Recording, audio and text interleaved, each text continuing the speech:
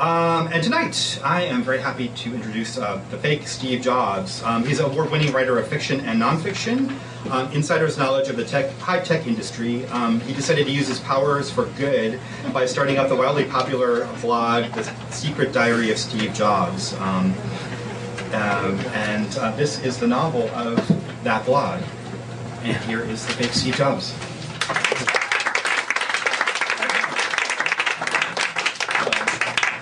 I just want to start by introducing one of the real legends of the blog. Bike Helmet Girl is actually here. And Tiffany, please stand up. I told you I should throw you out in the crowd because you know I can throw you out anywhere. And Tiffany, Bike Helmet Girl, one of the famous characters. She's a real person. And has, you know, we started off on the wrong foot, Tiffany and I. And but, you know, like in Hollywood, you meet cute, and then, you know, things develop, and my initial hatred of Bike Helmet Girl evolved into a sad, unrequited crush on Bike Helmet Girl that is where things remain now. Basically, no love at all, right? None. See, look at, see, she's like, creep, go away. Anyway, do you talk? You say something. No, okay. Oh, hi. Okay, sorry. I just want you to know, because every one of these events I do, I swear to God, everything I've gone to, during the Q&A, they go, and the whole question is just, I go, yeah, and they go, Bike Helmet Girl. I'm like, what? What about Bike Helmet? Do you know her? Is that real? I'm like, yeah, there's a real person. There really is a Bike Helmet Girl. I mean, everybody always asks about you, so I'm really glad you're finally here, and I'm sorry, really sorry for all the mean things I wrote about you. But you were the one in the underwear and the helmet dancing around with a guy on a leash, so, you know, I think you were fair game. And like, who wouldn't fall in love with that, right? I mean, God, I miss San Francisco. I lived here in 1989 and 90, a long, long time ago, and not far from here. And I always thought I would move back, and I never did. I moved to Massachusetts instead. I went from here to Michigan and did an MFA in the creative writing program there. And it's funny because it's a very serious program, very artsy, and, you know, very, you know, it's all about language and stuff. And I think I haven't heard from anybody they went to grad school with, but I think it's just appalling that, like, now I'm doing this kind of thing, and they think it's like, wow, it's just so lame. But I really wanted, my dream is to go back to Ann Arbor and do actually a reading, you know, from my book from the university as Fake Steve, which is so slumming. But I'll tell you a little bit about the blog and how it started, and then how it became a book, and then we'll just do questions and answers, so I'll try to whip through it quickly. And you have actually one of the t-shirts. Look at it. He has a Dude, I invented the freaking iPod. Have you heard of it? T-shirt. I gave one of those to Steve Wozniak last night. Woz came to the event in Menlo Park, and I gave him one, and he held it up. I took a picture of him with it on. It's like classic, priceless. But so I work in print journalism, right? I work at Forbes, old, stuffy, you know, boring magazine. But by the way, is there anybody here from Apple PR? Because I just got warned today that Apple PR is actually sending people to these events to make sure I don't say anything bad. So, any of you who are from Apple, look around. And if you, anyway, you're being watched. I just got the word like right before I came here, which I thought was really creepy and scary. There was a spy at Menlo Park last night. There was. Anyway, so I work for the print magazine, and you know, print is kind of it's okay, but it's sort of flat. The business isn't going great, and all the new growth and all the new exciting stuff is happening online. And I thought, well, I should try to learn about that. And I tried to get a transfer to Forbes.com, but a lot of media companies, and Forbes is one of them, have this sort of division where the .com guys really are a whole different animal than the print guys, and they don't like the print guys, and they don't want the print guys coming over. They have their own little thing. It's like a lot of organizations, they have that politics. So they wanted no part of any, you know, print refugees.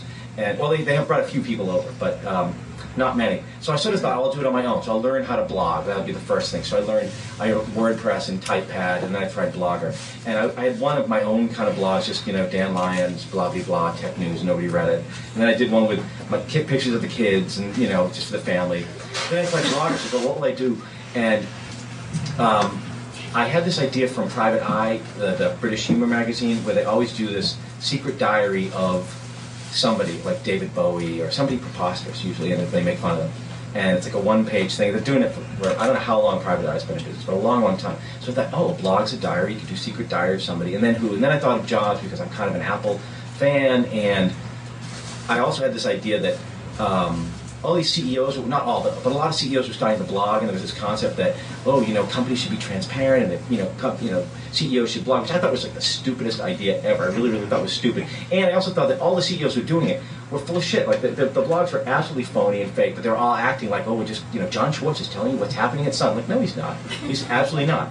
No more than Sun PR is, right? So, but I thought, like, wouldn't it be great if one of them did do it, and he kind of went crazy, and they couldn't stop him, and he went off the rails, and he really did say what was really on his mind, and and I thought of Jobs, because you sort of have an idea of what he's like, and he's sort of perfect for that. He sort of presents one face to the world, but he's sort of the mixture of the Zen, but then the hard-ass manager kind of guy, and really driven and sort of obsessive-compulsive. So all sorts of stuff you could riff on. So I started doing these little Steve Jobs jokes, and I sent 2 links. I sent one to Barb Darrow, a friend of mine who you know, and one to David Cherbuck, another friend of mine. I didn't tell them I was writing it. I just said, I found this blog. This is kind of fun. I don't know who this lunatic is. And then one of them put it on his blog, and it started growing and growing. But I wasn't aware if anybody was writing, and I did it for like 6 weeks, and I shut it down. And then somebody else put it back up and said, what happened? What happened to this blog? Blah, blah, blah. So I put it back up, and this time I put a meter on it, and there were actually like, hundreds of people reading it. And I didn't know where they were from or why, like how they found it, but they just did. And so I thought, okay, I'll keep doing that. And it went from then being like stupid jokes about Steve Jobs and his gravity boots or having a mango smoothie or whatever, like there's stuff like, to then like news would happen, right? Like something would happen that I wanted to cover in Forbes, but we come out every other week, and our lead times are really huge. So anything breaking, there's no sense even pitching it to print. Like we're doing our December something or other edition now, right? Like that's what I'm writing for in print now is like way off. So anything that's happening this week is just useless. And Forbes.com will take breaking news, but they don't want everything. So there's all this stuff happening. You had no place to put it. So I thought, I can do it on Fake Steve, but through Steve Jobs' voice, like what he thinks about it, right? And that's when people, I think, started reading it, because they were like, oh, this is kind of cool. Like, it's wacky, but it is probably what he thinks about, TRM or Vista or, Microsoft or whatever. And then the other thing that started happening is I started writing fiction. I was sort of a thwarted fiction writer. Before I started at Forbes, I published 2 books, a collection of short stories and then a novel. And I was trying to write other novels, but they would never work out. And then all the time that I was supposed to be devoted to fiction, I was doing the blog instead, because it was really fun. I wasn't, there was no point to it, but it was really fun, so I just kept doing it. And I started writing little fictional things like Larry Ellison, and then Bono, and then this whole little cast, and they started having scenes where they're together, and I mean it's just making them up as fictional characters. And pretty soon, they all came to me to be fictional, like Steve Jobs, Larry Ellison, Bono, Al Gore. I felt like I can say anything I want about them. Katie Cotton, I can make up anything I want. Like they just became characters for me. They were not, they were based in real life, but they were not. I didn't feel bound by anything about them. I did some reading about Apple. I read some books to try to learn about Jobs' background. I didn't know anything at all about him when I started, and I never covered Apple, and I had never done a single Apple story in all the 20 years of being a tech writer. I never ever did an Apple story. It was never my beat. So it became this weird hybrid of like fiction on the one hand and news on the other, and funny jokes about the industry or just silly photos. So you could do anything. So I was really just having fun, like playing with blog software and all the stuff you could do with this form that you can't do in print at all. And there's no editor, and all the stuff about blogs is great. You have immediate response. So it was just really, really fun. It was just like this little playground, and you could just keep playing and doing stuff. But then at some point I thought, like, I gotta, find a way to make money, right? So how do we, so I tried ads, but you don't make any money on those AdSense ads. I don't know if any of you have blogs, but they suck. It's like such a ripoff. And I don't know where the money goes, but like, there's no money there. And then I thought, well, I could do a book. At some point, I realized, like, what I'm doing is basically writing the raw material of a book. Like, I have a character, I have a protagonist, I have, an environment that's kind of funny. And so and then the SEC thing happened. And to me, I thought it was going to be, this is last December, I thought that was, by now, would be this huge thing. And it's kind of blown over. But I still thought it was a funny thing that this guy who's sort of all-powerful, this kind of man-god, son of Zeus, born to mortal woman, his, invincible Steve, could actually be in trouble with the SEC. And, like, he could be in a bind that he couldn't get out of, like, the one thing he can't fix. And so that's what I wrote a proposal, and I sold it in January. And then I had to sit down and write it, so that was the bad part. But no, and it came out okay, and it's pretty funny. It's basically it's not really the blog at all. It's a self-contained story. There's little bits of the blog in the book. A lot of people think it's just blog items smashed together, but it actually isn't. It's a narrative. It's a novel about opens with Jobs finding out about the SEC, and then he's trying to finish the iPhone. So the struggle is finish the iPhone where all these freaktards are, bumming him out about all this other stuff, and he has to go to meetings with lawyers and that whole thing. So it's the tone of the blog, but it isn't the blog really at all. About 10% of it is probably, like the Bono item is in there, but it's refashioned. The Hillary item is in there, but it's refashioned. So it's like a whole separate little beast of its own. Because I felt like it wouldn't be enough to if you just did blog items between two covers, like, I don't know who would get, what value would be in that, what interest it would be. Frankly, I don't know what interest there is in the other way either, but but it came out okay. It's pretty funny. It's a book, and it's got a story, and it's silly. I actually hope that people who don't read the blog will actually read the book, because people have, there've been reviews in places that clearly they don't know what the blog is at all, and they still reviewed the book, and they liked it. I'm like, how did they get it? But they did, like Entertainment Weekly, but they don't know shit about this stuff, right? Liesl Schillinger in the New York Times, right? So like, she actually got it. I was like, wow. Yeah.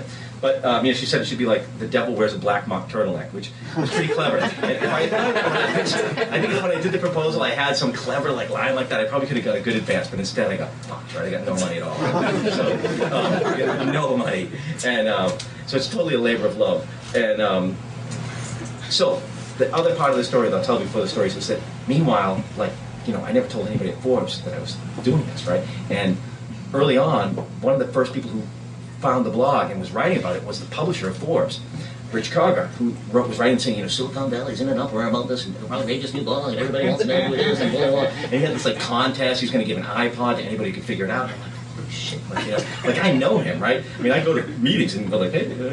So, I mean, really, I'm thinking, I'm screwed. And I kept going and going, and I'm like, oh my God, it's Veronica Belmont.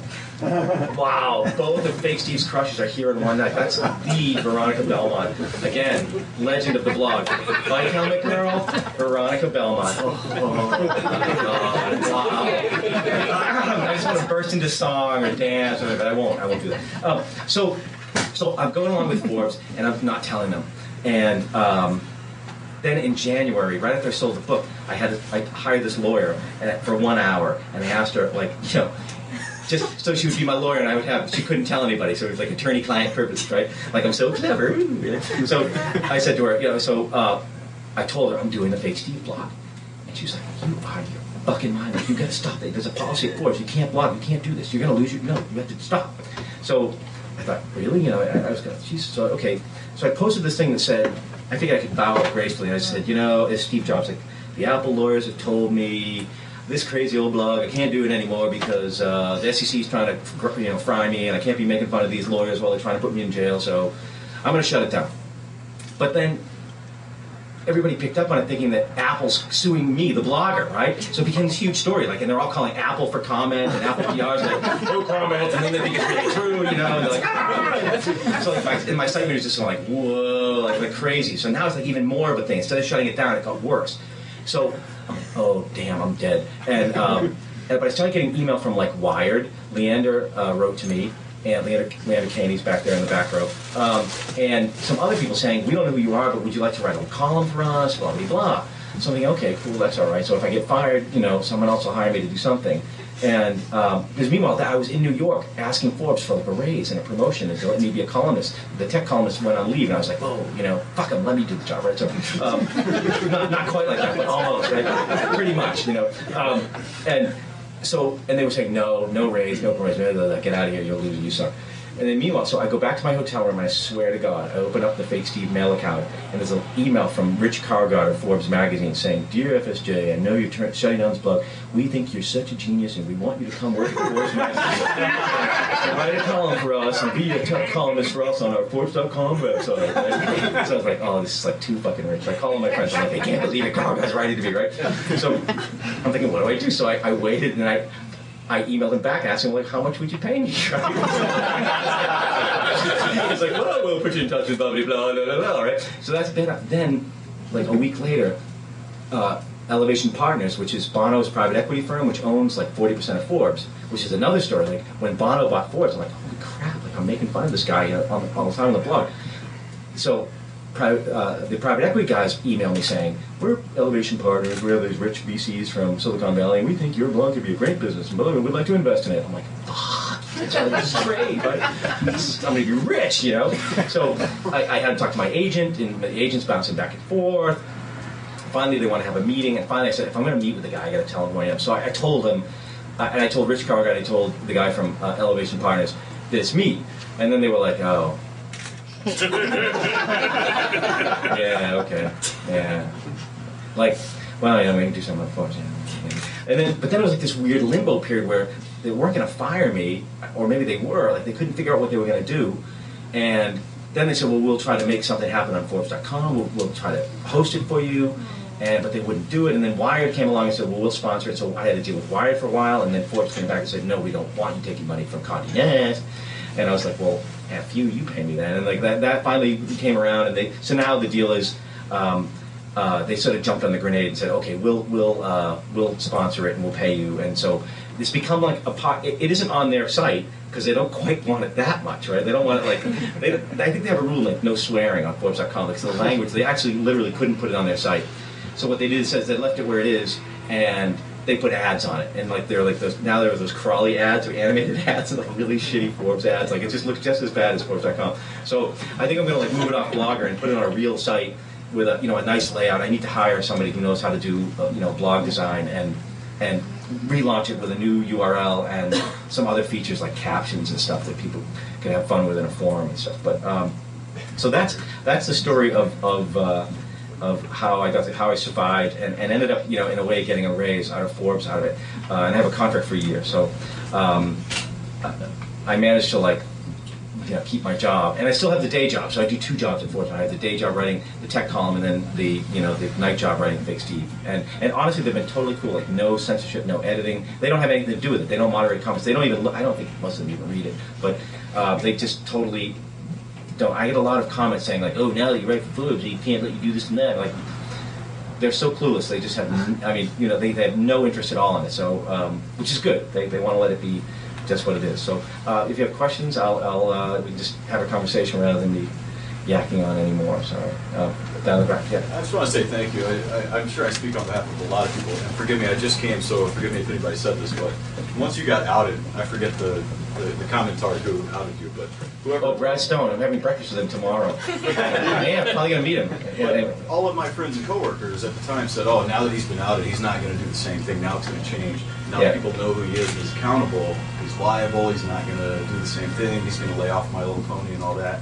And I think I speak for everybody when I say we appreciate that you did not hold back. You kept doing. But I don't know. I had that offer where I would send a free fake iPod to anybody who went to Jonathan Schwartz's house on Halloween dressed as My Little Pony. You got a picture taken with him. And I don't think anybody. I'm checking the email, and nobody sent it in. I still think that would be a great thing to do.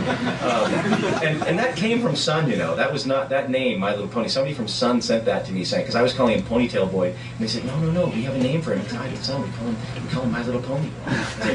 So perfect. I had little kids, but I didn't know what My Little Pony was. And then I looked it up, and I was like, oh my god. And now my kids, my daughter especially, just came home, and the first time, she's 2.5, was like a My Little Pony video, and it's like sick. I can't even watch it. Flying ponies, and it's just so wrong, really wrong. But yeah, thank you. I decided that if I was going to keep doing it, you can't do it but hold back. And for about 1 week I was sort of gun shy. I was on vacation anyway, and then I just decided okay, I'm just gonna do it because I don't give a shit. It's not like Sun gives me all this great access and I'm pals with them and now they're mad. And even if they do, I don't understand why the Valley Press Corps gets so wrapped up in access. We don't want to piss off Sun because then they won't talk to us. Well, fuck them. They don't say anything anyway. You go there, right? You know this. You've covered this shit. You go there and they just blow smoke up your ass for an hour, right? And it's all canned, it's all PR, and it's that's access? I'd rather sit on the outside and make fun of them than have to put up with that shit, So I don't really care. And yeah, the fact that my name's on it is fine. It doesn't matter to me. Sun's not inviting me to any events lately, but Apple still sent me an iPhone, which is pretty amazing. A demo iPhone, and then they shut it off. I was using it one day on the plane, on the shuttle to New York, and I saw this guy's yeah, I got an iPhone, we'll check it out. Fuck. Sure enough, he was dead. But I'm trying now to get a couple iPods out of them, but they're like not returning my email. And I don't know if they're mad or if it's just, whatever. But any other questions or? How'd you come to work at? I mean, At obviously Forbes? you have as little respect for Forbes as I do. Oh no, I have much more respect for them than you do. I say my kids are living on Forbes, so no, I have a great deal of respect for Forbes. A great deal of respect for Forbes, and if there are anybody here from Forbes, I want you to know that. I love them very much. But how'd you come to work at Forbes? I was when they started their website, I was freelancing for them. I was a freelance tech journalist, and the guy who started Forbes.com, David Cherbuck, is a guy I've known since high school. We go way back. In fact, he and I both went to this boarding school. He was actually a boarder. I was a day student. But it's the same school that Steve Jobs went to. So we're a fellow alumni of this prep school in New England. And so I was writing for David and just trying to make a living, working all these trade journals. And then they were looking for people in '98 during the bubble. Suddenly tech was hot and Forbes wanted all these tech guys. So they asked Cherbuck, who should we hire? And they hired me. And I've always stayed in Boston. I don't work in New York. And it's almost like being a freelancer, but I mean, and the funny thing about Forbes, and I know you probably hate it because it's right wing, and the front of the book is all the politics are very right wing. But What's the worship of the rich? oh, that part's cool. That bothers you? Yeah. Really? Well, no, I'm kidding. Yeah, the worship of the rich is another aspect of Forbes that we like to call it the celebration of capitalism. But yeah, but the worshiping the rich is another way to put it. But no, people always think it's like this stodgy. There are these fan fiction sites about me because I cover Linux and they hate me. The Linux guys hate me, and they think like I'm some like right wing, neo-Nazi guy. I don't know what. Anyway, I've been using Linux for like years, but you can't tell them that. I mean, I have told them that, but it doesn't matter. But they have these fan fiction sites and they try to write what it's like at Forbes, and they think it's like Steve Forbes comes striding down the hall, and then I show up in my tassel loafers, and he stuff like these, yeah, like that. And it's like the reality is, it's like a pigsty. Like the fourth floor of Forbes, where all the reporters are, the first few floors where all the executives are, look just like what you think they look like, and then you go up one floor and it's like Animal House, like so gross, so disgusting, you can't believe it. And everybody there is really cool. It's like a really nice staff, and it's a really nice place to work, and people are cool. Like you'd be amazed. It's not like a bunch of rabid, Muffy and Buffy, and it's not like that at all. It's like they hire regular Jamo because Muffy and Buffy hire people like me to do all the dirty, do all the work, right? They're sully. They're yeah. So the people doing the work are all regular Jamokes. But yeah, it's I understand where you're coming from. Any questions? Sorry. Yes. Well, aside from Woz last night, have you heard from any of your other characters? Let me think. Al Gore, no. Right? And Scott McNeely, no. My Little Pony, no. Yeah, I guess I don't think so. Well, except for Bike Helmet Girl, Tiffany, and then who else? Veronica Belmont has written email even because I sort of ripped her once, and she. Oh, Owen Thomas. Like the media people, yeah. Like the media people all get it. Like the Ballywag guys, they all those guys all get it. And Nick Wingfield at the Journal. But on the executive side, like no. Well, I went to Apple. No, I mean I went to Microsoft last week and I did a talk there, and it was amazing. They had like 150 people. They were laughing their asses off. I made fun of the Zune, made fun of Vista. They were like, they loved it, and they totally, they don't mind the Beastmaster stuff. I mean, I think Gates loves it. Honestly, what does he care? The guy's like rich, he doesn't care. But no, so I've never really, those kind of guys I don't even think they read it, to be honest. I think it's like, I doubt that they pay any attention to it really at all. But, sorry. Anybody else have a question? One thing, did Kathy Griffin show up with Woz? No, she didn't, and I was so bummed. I really wanted to meet her. I guess the other thing is, I was reading one of the things that he posted, I think it was today. And Woz posted? Oh, that was. Yeah, fake Steve posted. Oh. And it was something like, I was wondering if it was like, if you're just like writing and you accidentally make a mistake saying like, you'll be able to save South Korea, like save America from nuking South Korea when... Yeah, that was an intentional mistake, right? Yeah, so I do these intentional mistakes where... And I'm trying. You have to be more subtle now because I used to make them really easy to spot. But now, so with the South Korean one, I said the things that Steve thought he could do if he was elected president on the jobs ticket would be he would stop global warming, get us out of Iraq. And I put the Korean one in the middle and make peace with the South Koreans, right? So of course, I get like gazillions of emails. Dude, I think it's North Korea. That's like my favorite thing about the internet. Like even as a reporter, like for the last years, right? If you write an article, especially anything online, and it's like allowed people to who would never write a letter to the editor to have this instant thing where they can correct you and tell you what a dick you are, and they're really condescending, and they're usually like real bastards, you know, like really snotty little pricks, right? And especially if you cover Linux, like you get these things like, it's actually GNU Linux, you know, you made a mistake with the factor, I would like a retraction, please. I'm like, yeah, right? So, but you get like an overwhelming amount. So like I started doing this thing where I wrote something, I'd have Jobs say something in French, and I'd say, you know, as they say in Latin, and then all of you write it, Dutch Latin, you idiot, you idiotic American, and like the best one was Portugal. I had one where I said that somebody sent me like a document from Portugal. It was in Portuguese about a registration statement saying there was going to be an Apple store in Lisbon. So I said, you know, the Portugalians are all excited because it's finally going to be an Apple store in Lisbon. He said, I don't read Lebanese, but if you do, I'll attach a document because what it says is that we're opening a store in Lisbon, and they're really happy because until now, the only way they could get Apple products was from neighboring countries in the Middle East. And so, like, how broad is that, right? Like, who reads that and goes, what an idiot, right? And yet they are, like, millions of people do, apparently. So they all start writing in, like, dumbass American, how can you run a company and you don't even know what Portugal is? And then it spread from that to, like, somebody must have sent it to Portugal.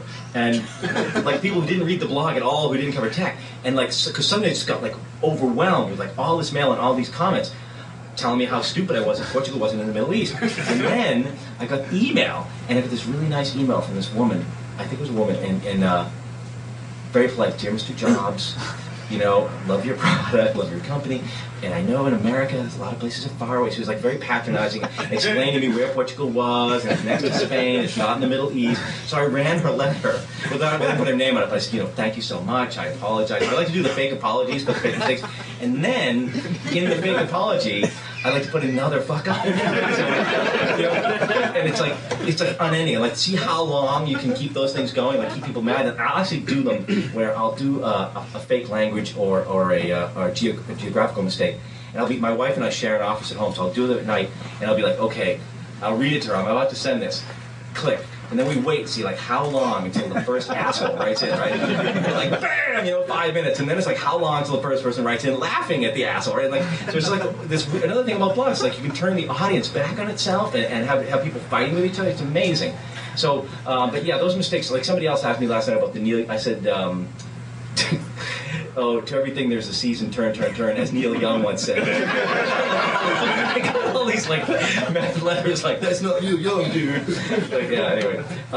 So, and it was better before I was outed because people really didn't know who was writing it, so they really thought, like, now they know it's like some guy and they kind of know they're being played with, but they still write in. That joke still works. It's amazing to me. Because it's been like a year that's been going on. Anyway, sorry, go ahead. Speaking of geopolitical interests, where is Krasnodar? Oh, it's in Russian. So I have a friend from Krasnodar, and that's why I started using that. And I first started using it because I had Sergey Brin had this imaginary uncle called Uncle Fetja, who came over from Krasnodar, and he was so excited to be living in the West. And he had a list of things he wanted to do, and one of them was he wanted to sit in an entire bathtub full of caviar with 2 hookers. So Sergey gets them for him, sets the whole thing up, and says, okay, fine. And he's like, you know, check that off your list of things to do in life. And then he wanted this giant van to drive him around. So Uncle Fetch had all this stuff, and Sergey said, look, you don't understand. He's telling Steve, like, you don't understand. The guy comes from Krasnodar. It's like a real shithole. And, like, you know, anything he needs, I want to get it for him. So then I invented the 2 interns, Yulia and Natasha from Krasnodar, who, I don't even know where they came from, right? And I actually had people a lot of people in Russia read the blog, and they would write to me before I was outed saying, you know, my wife speaks Russian, so they would, and reads this. She does a lot of the translation on that stuff for me. So we would wind them up by writing entire passages in Russian, you know, like comment strings back to them, so they'd be like, you really are Russian, like, but no, it's all just I don't know, it's just all silly and made up. Yes. Well, there's a lot of speculation in the press about who you really were as a journalist yourself. Did you feel like you were starting to be violated by the press, or was it an invasion of your privacy? Well, no. I mean, you know, like Valleywag, like spoofing my IP and stuff, like trying to get my IP. That stuff kind of bummed me out. But I was emailing with Owen Thomas the whole time that they were doing all those articles and trying to figure out, like, when they outed me as Leander Caney, right, and then 2 other guys. And I was emailing back and forth with him, and I was trying to mislead him, and I was telling him that I lived in San Francisco and that I saw him every day. He didn't know who I was, but I walked right by him this morning, and that I ate at Pancho Villa's on 16th Street all the time. And he was like, "You do?" I was like, "Yeah, I saw you there." He was like, anyway, so I was, I was giving him back as good as he was giving me, but at the same time, we were having a very amicable email exchange about like, look, because I knew it was there's too many people who knew. So as soon as he was out, I figured like, let's go have dinner, we'll talk, and we're gonna have dinner Monday night. But I met him last night at the party. But no, it was okay. Even Brad Stone. I mean, Brad Stone, he was pretty clever about the way he found out about it. But it was kind of silly, like, because so many people knew that I knew. Like, it was so silly to keep it a secret. But it was like I also wanted to keep the curtain up because I think for a lot of people it was better to not know and just be able to pretend. And I was really concerned that once that fell apart, like people wouldn't keep reading it. And the readership has kind of fallen off a little bit, but there's still a lot of people reading it. So I guess people. The other good thing was I was so unknown and so like obscure that even though they go, it's okay, who? They don't know who I am, right? If it turned out that it was Woz doing it, or somebody well known, then it would ruin it. But it's like some random guy from Boston. So no, it was okay. It was kind of a fun little thing for a few months, but I was sick of it. I was kind of, in a way, I was really relieved when it broke. I was like, okay, I don't have to do that anymore, and try to be because yeah. Sorry, Chris. Two unrelated questions. One is, had you not been outed, how would you have worked a book tour? Would you just? No, I wasn't going to do one. That's why there's no books on the book tour. It's like because they were going to put the book out anonymously and not have any book tour. And then when I got busted, it was August, and it was like too late to really book anything. So they booked a few things on the last minute. But no, we were just going to put it out and have no tour and just nothing. No, And that's the other thing. The other thing that's good about getting outed was that, like, I went to Toronto a few weeks ago, even before the book was out, and they posted something saying, somebody wrote to me saying, "Are you doing a bookstore in Toronto?" I said, "No, but do you want to get together?" And like, 30 people showed up in a bar and we hung out, and you get to meet the people who read the blog, which is actually really cool because, it's mostly nice people and with a few interesting exceptions at some of the events, but it's like pretty cool. So you can actually meet people. So it's actually nicer to be open and writing it and meet the people who are reading it. And I get actually more email now. Since I was outed, I get lots more email from people with story ideas and stuff. So. The other part was sorry. Where did Siuma come from? I was writing that Uncle Fester thing, that Lunch with Fester item, and I just thought, like, what would he say to Ballmer that would... And that was the one where I had been sort of, like, tepid for a while after I got busted, and I thought, if I'm going to do this, I got to really do, like, a red meat, I got to dive right into a real nasty one. So and that was the one where everybody commented like, "Oh, okay, good, you're back. All right, thank God, we're back in the saddle now." But I had to do one. I figured do one about Microsoft. And Ballmer's been going around shaking down all the Linux guys with this FUD about patents, but he won't tell them what the patents are. And instead they all make deals with him. I don't know why. They all go, "Okay, let's sign up." So I thought, like, if you ever pulled that on Jobs, what would Jobs say? And I just thought, I was just writing it, and I thought, like, I was trying to think of another acronym that would have been, it was something like, it wasn't "suck it out of my ass," but something like that. But then anyway, Siuma had you could make it into a nice word that would work, right? So I don't know, just thought of like that's what Steve would say. And it turns out somebody last night from Apple told me at this event that they do have little acronyms inside like that for little words, and they even put them on products sometimes, like code names. Anyway, how about So, are you Ryan? Yeah. Oh my God. Yeah, This is Ryan Block of Engadget, just so you know. I mean, another internet celebrity, like, AKA I the have a luckiest man in the world. He dates Veronica Bellman. Oh my God. Yes. No, I don't have a question, but I did want to comment that, I interviewed you back in March. On I Am, right? Right, yeah. where I Am. And we ran it as an April Fool's Day thing, and some people thought it was a complete joke, and some people knew that we actually had interviewed you. But I think the thing that struck me the most is that you were able to do it in real time. Like, everything that was published, that whole conversation, I actually went back and thought about it, and I was like, if I was going to pretend to be Steve Jobs, how would I reply to these questions, and what would I say? And, even thinking of the reply to one question took me minutes. The fact that you're able to do it in real time is actually kind of frightening. Yeah. Well... I'm just going to leave that right there. That's really nice. Thank you. No, it is. I've been doing it for a while, and it's a little sick. It gets addictive, and the voice starts to, like, just be there. And, you wake up in the morning. Because there was a time where I thought, like, I would wake up some days and not have any ideas, and I guess it's over. But then I'd wake up one day like, oh, like the evil Steve is back. But I was telling somebody last night that, like, I had a meeting at Comedy Central, and this guy who knows Robert Smigel, who does Triumph, the insult dog, was saying that Smigel, and I love that, right? I love Triumph the dog, right? The insult dog. But he said, Smigel in person, it's just like the nicest, gentlest, sweetest guy you'd ever meet, like soft-spoken, blah blah blah. And he said like, and then you put a dog puppet on his hand, and he just goes, he turns into Triumph. He's just like, "Rah!" And it's kind of like that for me. Like I've been doing that voice for a long time. Like writing the book was in a sense easy because I had the voice. I could just riff all day in that voice of Steve, you know. But I'm so sorry. I know it's. I mean, I just feel my wife feels. I mean, she's like, yeah.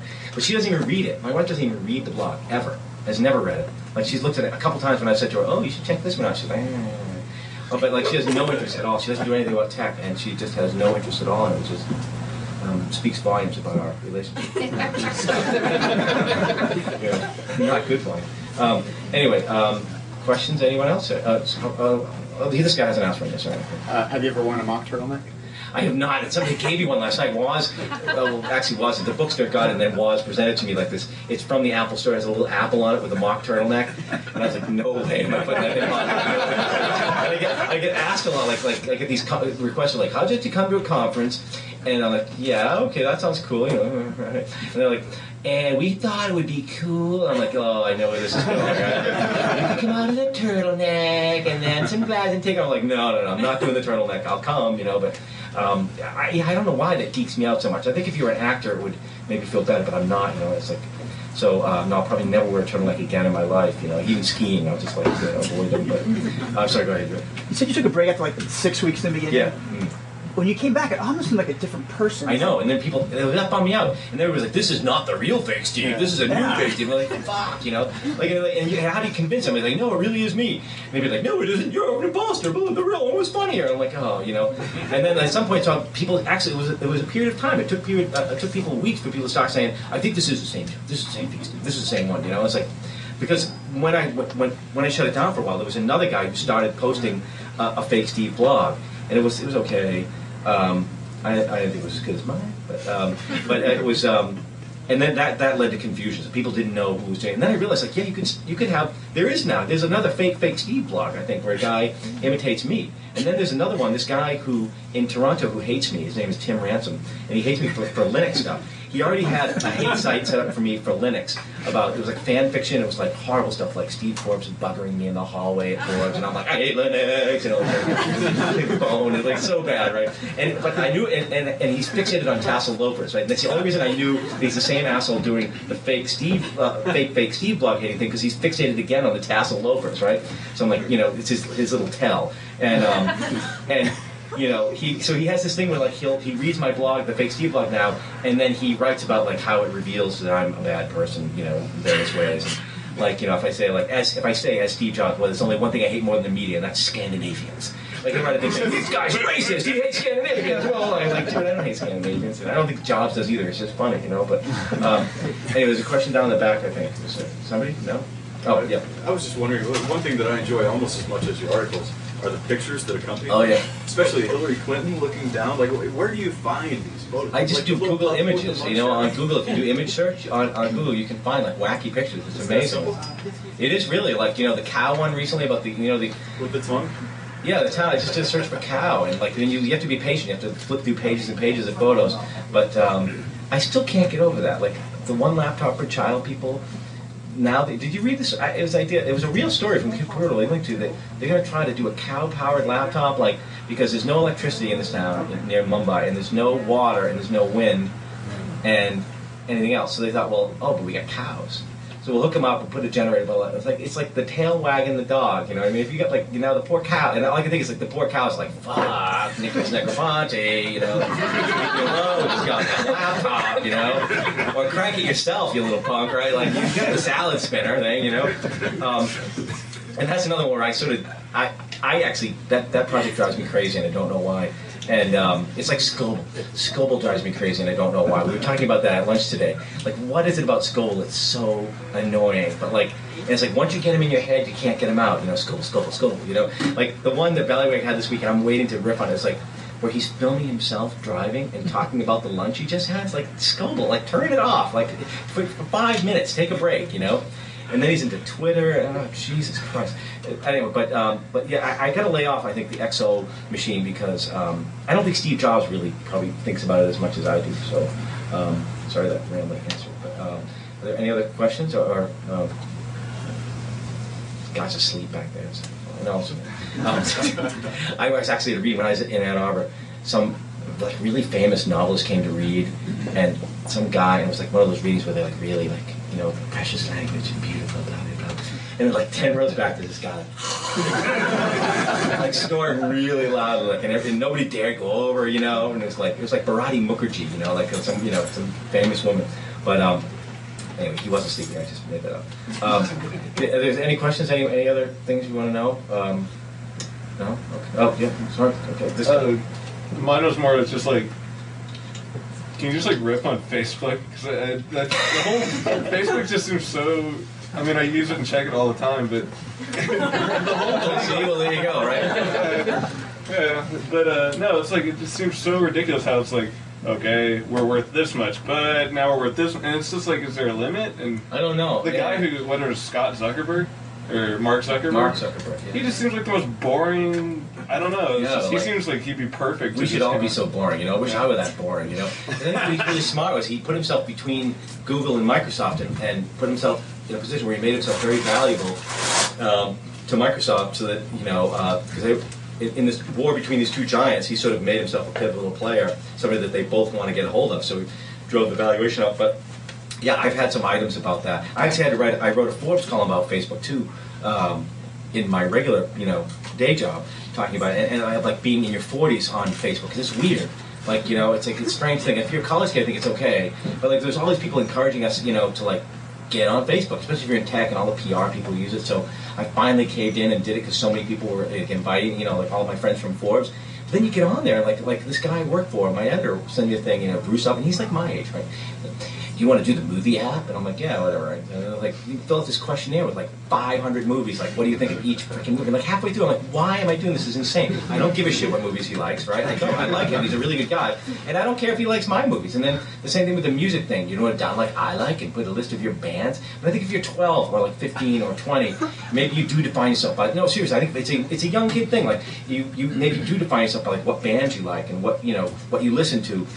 I'm 47, right? I really don't. You know, I don't have time. I got little kids, and I just don't give a shit if anybody likes what music I like, and it's nice if we do. But like, I think when you get older, you don't define yourself in that way by like, oh, I'm this kind of a U2, or not a U2 or whatever that you know, some band you listen to. But yeah, I think it has appeal for kids. It's like Webkins is what I finally realized. Like Webkins, I don't want to play on Webkins, right? But I would love to be a shareholder in Webkins, right? Because like little kids can't stop, right? They love it. I think Facebook's really the same for a different demographic. And now they're trying to find a way to make it useful to older people, and maybe they will, because with the open apps, you know, people will come up with applications that make it useful to people my age. But for now, I don't get it. But I think Jobs likes it, so I have to be careful. Like I've riffed on it, but then I think Jobs probably seems to like it. So to stay in character, you kind of have to go, well, yeah, I guess it's. What I resign myself to is just saying every time the valuation going up, like, dude, like, you know, I honor the place. You're such, you know, you're a con man almost as good as me. And, you know, like I have to give you props, Zuckerberg. And, anyway, another question? Yeah, not jobs really, but just how did you transfer from getting an MFA to being a tech columnist? Yeah, yeah. Don't want to sound like your parents or anything. Yeah, no, my parents wanted me to go to med school. This is all bad for my parents. This is all fucked up. Like, no, and I originally started off in school like heading toward medicine, and then dropped out, and. So I was trying to become a professor. I did an MFA, and I published a book of stories, and I would go to the MLA for these job interviews, and I would never. It's very hard to get a job in teaching, and like a real one. And I was adjuncting at Michigan, and it's like terrible. You don't get paid anything.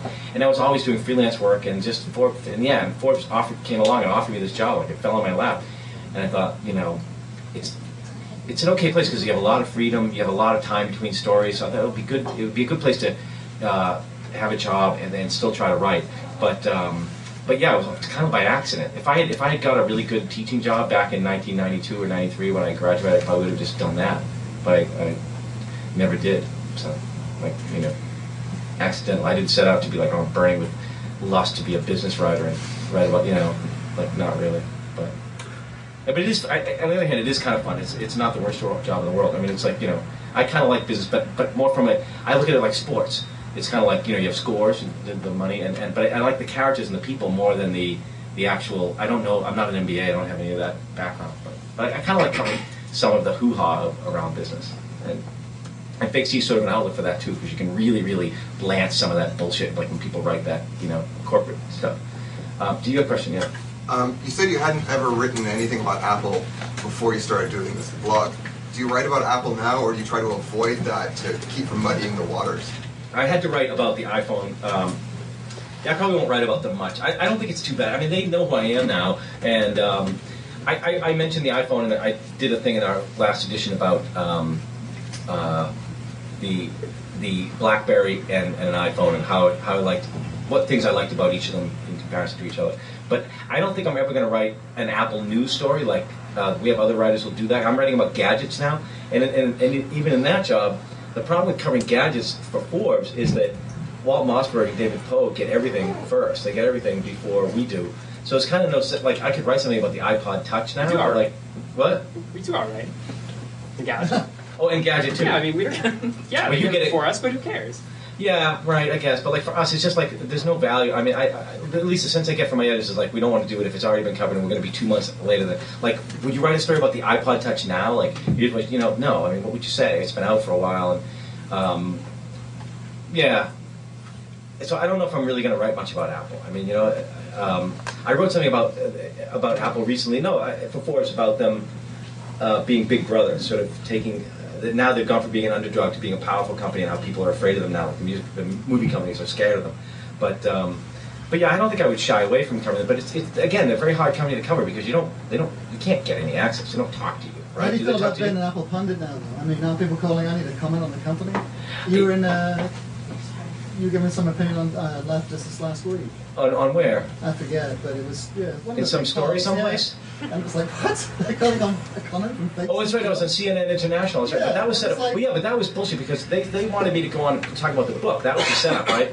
And then it happened to be that they set it up on the day of the earnings call. So then they wanted me to talk about the earnings. I'm like, oh, they're great. I literally, what I love about TV is you can say, like, this is literally what I said. This is such shit, right? And they gobble it up. Like, well, what do you think of the earnings? And I think, well, the key is those great products. The iPod, the iPad, they're making great products, and that's showing up in the earnings. And like, they think that's great. They're like, they eat, good job. I'm like, I don't know what else to say, And I was in Seattle. I was on the road. I was doing it remotely. I knew. I looked up the numbers. I saw what they were. But yeah, I mean, that was kind of a stupid hit. But no, I don't think I get called. Weren't you on Slashdot the other day as well? That wasn't that what side? In print, yeah. I thought you had comment in print. Well, they linked to some opinion that you had as Dan Lyons, editor at Forbes. Not in your persona as Fake Steve Jobs, but here's your opinion on Apple. Oh, that might have been the Big Brother story, wasn't it? It got Slashdotted? What was that one? It was called Big Brother. It was about Apple being, a big scary company now instead of being the underdog. And how do you negotiate? Like, I think it's an interesting thing from a communications perspective. How does a company go navigate that transition from being an underdog to now being a dominant player? And it's sort of two different roles, and people are a lot more comfortable with an underdog than they are with a dominant player. And companies have to manage that transition and how they communicate to the world of who they are. And you see some of that, or they risk the backlash that Apple's seeing now, where people sort of resent everything they do and see them as greedy and all the things we think about big bad companies. But I didn't know that. I don't know if that was the one. I've been on the road. I haven't seen it at all. But you mean like, is it? Can I be an Apple pundit now? By the way, this is Leander Caney, the Cult of Mac guy. So he is the Apple pundit, right? You're like the king of Apple pundits, right? Well, yeah, not as funny as you are. So. But there you go. But you know more about it. But I don't think I'll be an Apple pundit. I don't think it seemed like a couple of people called upon you, being a blogger, your star has definitely risen, So it seemed like you're a mainstream pundit now. But they weren't calling upon this. That would be good if I could become a pundit. I guess I don't know. Is there any money in it? I don't think being a pundit is. I don't think it pays at all. I did something on Fox Business News this week, and it's so hilarious. It's like the new Fox Business Network, and it's like it's not real news. It's Fox News. It's so crazy, and they're just so insane. And it's just as insane as you think it would be. Like every time there Sunday night, and I had to go in early Monday morning, and they're like wacky. And I was like, oh, this is great, And I totally had fun with it. And they said, we'll have you back to talk about Apple. I'm like, oh, okay, whatever. I don't know. I can't imagine Fake Steve could become a pundit about Apple, really. I mean, do you? I think it's a little crazy. No, definitely not. And then me, personally, I guess I could. But I mean, I get called once in a blue moon to go talk about earnings. So I go, and I can't get anybody else because it's like the Friday before Labor Day weekend, and it's at 6:30 at night, and they're like, need somebody to talk about IBM. And like everybody else on the list said no, and they finally get to me, and then I go and, screw it up. The best thing about Fake Steve, though, is it's very astute. Your analysis is dead on. Yeah. And so it's like Colbert or The Daily Show. Yeah. It's sort of, it's fake news, but it's actually more truthful Sometimes, than real stuff. I thought, it was very astute. I loved Yeah, it. sometimes there's like a grain of truth in it, yeah, which is a little weird, but I don't know. You did a whole post about the media strategy, the future of TV, Yeah. negotiations with NBC and how they're stacking it up. And that was some of the best stuff that I thought was written about those topics. Well, thank you again, Leander. Thanks. And the funny thing is that that stuff is stuff that I would pitch to Forbes. They'd be like, no, we don't want that shit. And then you put it on a blog and you get 1 million people reading it, and then suddenly oh, who are you? We want to hire you. It's messed up, right? It's totally messed up. Those same stories I would pitch to Forbes.com. You couldn't write them the same way, though, could you? There's no way you could be that. Take out the F word. I mean, it's not that different. It really isn't. I mean, Forbes.com is pretty loosey-goosey, very conversational. Even Forbes print is actually meant to be very conversational. But the problem is it goes through so many editors, so many layers of people, like at Wired, right? I mean, you go through so many different people, and they all add stuff, and it comes out the other end, it takes forever. It just doesn't have the immediacy of, the tightwire act of a blog, where, the guy falls off sometimes, you're like, every once in a while is a good one, but, yeah. What? Nothing. Is there a question? I'm sorry. Anybody? No? Okay. Well, thank you all for coming. And,